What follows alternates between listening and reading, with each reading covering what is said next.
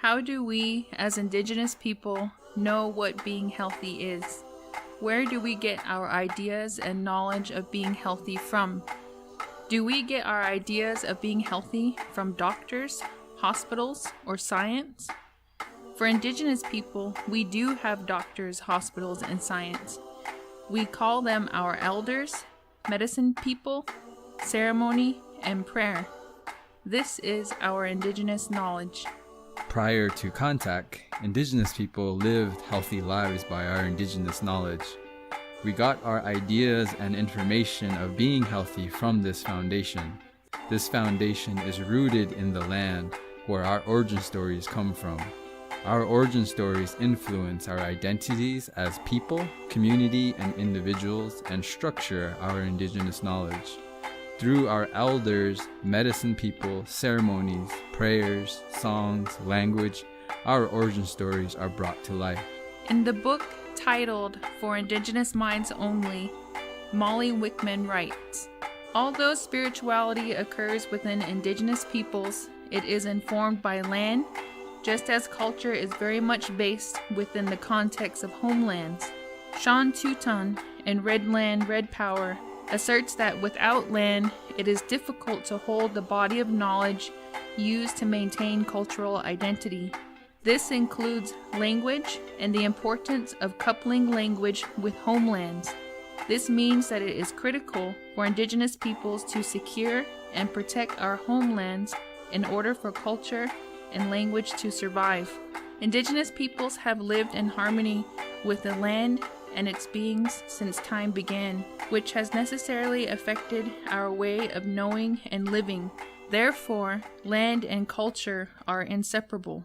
Today, many of us only have pieces of our Indigenous knowledge due to years of our Indigenous knowledge being eliminated, disrupted, and appropriated by land theft, our animal relatives being destroyed, our children being taken away, being forcibly removed from our lands, our women being disrespected, violated, and murdered, our men being stereotyped, shamed, and marginalized, and our culture appropriated.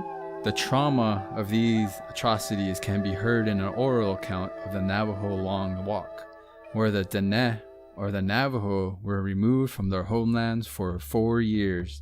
Howard W. Gorman, in the book titled Navajo Stories of the Long Walk Period, recounts one of his ancestors' stories. My ancestors were on a long walk with their daughter, who was pregnant and about to give birth. She got tired and weak and couldn't keep up with the others. They asked the army to hold up. They wouldn't do it. Go ahead, the daughter said. Things might come out all right with me. But the poor thing was mistaken. Not long after they had moved on, they heard a gunshot from where they had been. These soldiers came riding up from that direction of the sound. He must have shot her to death. That's the way the story goes.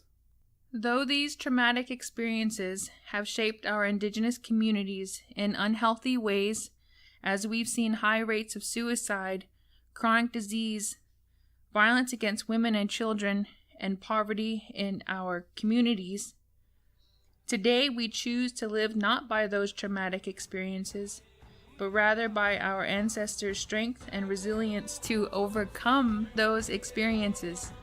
Every day, we seek to revitalize our Indigenous knowledge to heal in healthy ways from the wounds of the past through our foods, languages, education, running, and resisting. We are our ancestors' prayers, dreams, and love. From our ancestors' resilience, we thrive today, and we continue to be resilient for our future generations, whom are our prayers, dreams, and love. We do this by listening and learning from our elders, dressing in our traditional clothes, practicing our cultural lifeways, and learning from our Indigenous knowledge, caring for and reconnecting to our land, banding together to advocate for positive and healthy community changes, sharing cultural teachings with the youth and connecting them back to the land, strengthening our tribal laws and policies to promote healthy development in our community, learning to eat healthy, caring for our animal relatives, and being supportive of one another. Envisioning, planning, and taking action towards positive and healthy relationships with our families, friends, co-workers, and community members. Learning from and working with the youth to lead the initiative for healthier lifestyle choices for themselves, family, friends, and community members. Dedicating time and effort to renew life for the continued health of the earth and the community.